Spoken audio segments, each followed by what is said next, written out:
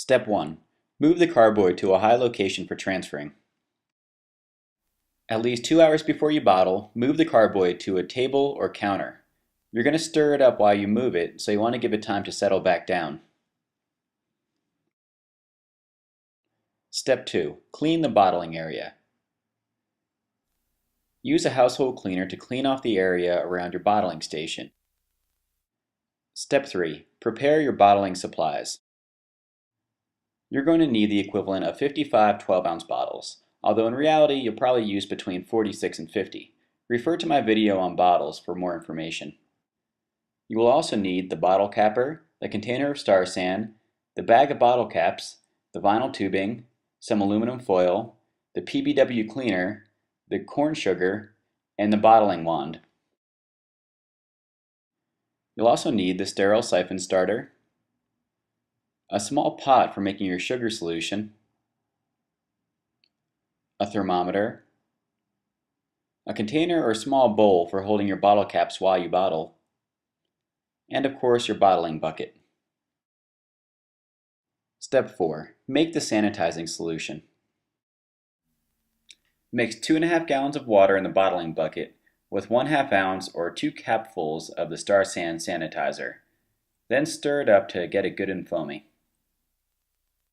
Step 5. Sanitize the bottles.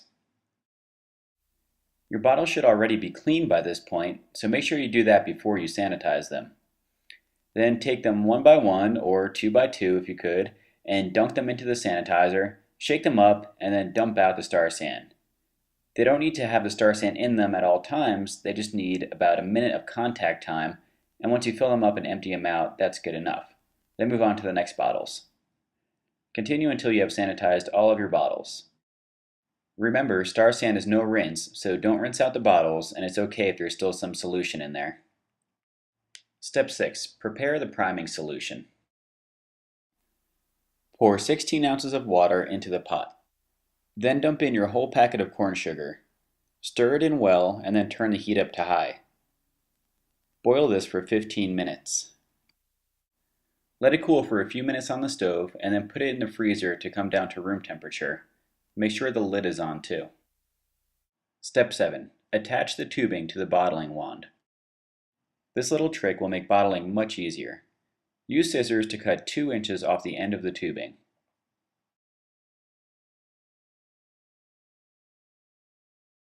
Then slide the tubing onto the end of the bottling wand. This piece will fit onto the spigot of the bottling bucket. Step 8. Pour some sanitizer into a bowl for the bottle caps.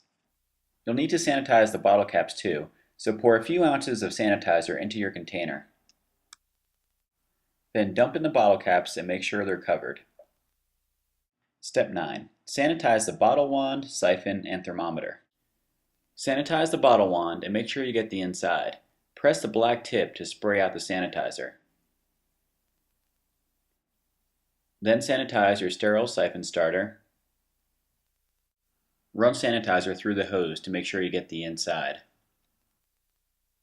And finally, sanitize your thermometer, which you're going to use to check the priming solution. Step 10. Remove the priming solution from the freezer. When it reads room temperature on your thermometer, remove the priming solution and set it aside. Step 11. Dump the sanitizer and save 1 gallon in a pot. You're done sanitizing, but it's always good to have extra on hand in case you need it. So pour about 1 gallon of the sanitizer into a spare pot and then dump out the rest.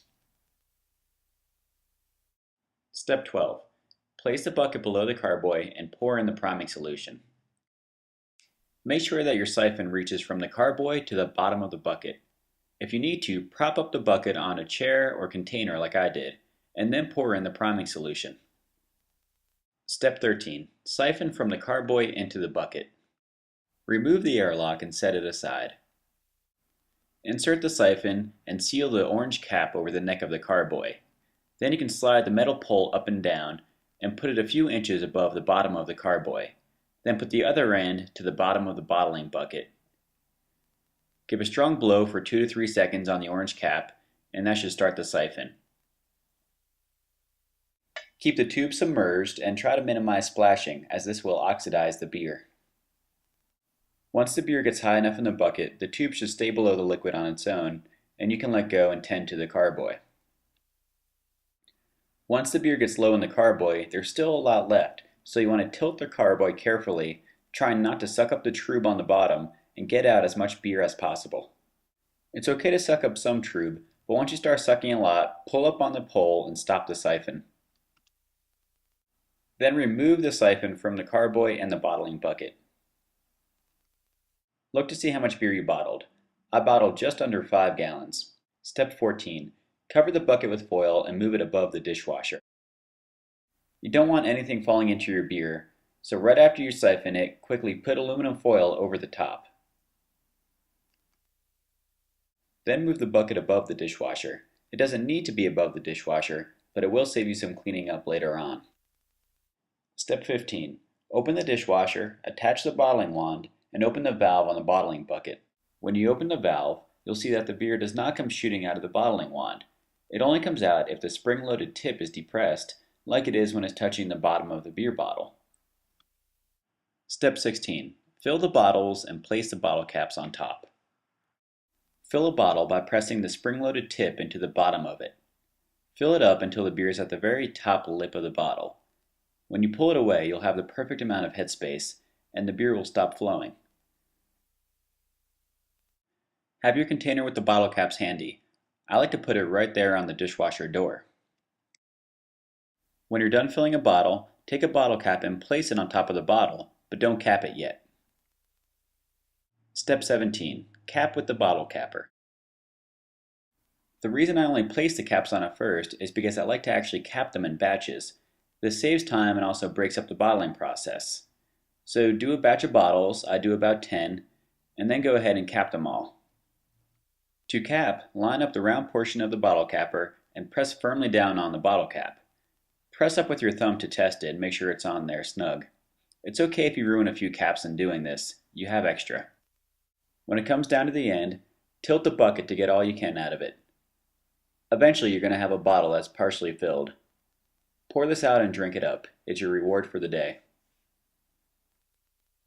Give one last check to make sure you capped all your bottles. Step 18. Store the filled bottles. A box is a handy way to store the bottles, and it also keeps out sunlight, which is important for not skunking your beer. Store the bottles somewhere cool and dark. Step 19. Clean your equipment with PBW. Your carboy is pretty nasty at this point. Dump out the trub and give it a quick hot water rinse before you use your PBW on it. Mix the PBW into the carboy according to the instructions on the package. Put the stopper into the carboy and give it a really good shake. If you let it sit for about 30 minutes and shake it every once in a while, eventually the PBW will dissolve all the gunk on the side of the carboy without the need for brushing. Pour some of the PBW into the bottling bucket. The bucket's not as dirty, so it won't be as hard to clean. Then rinse them both out with clean water and let them dry. Step 20. Store your equipment. You'll probably have leftover bottle caps and you can reuse these. Let them dry out on a paper towel and then store them in a Ziploc bag. You can turn your carboy and bucket upside down to let the water drain out and then store them somewhere where they won't be damaged. Let your other equipment dry out and then store it somewhere where it won't be bothered.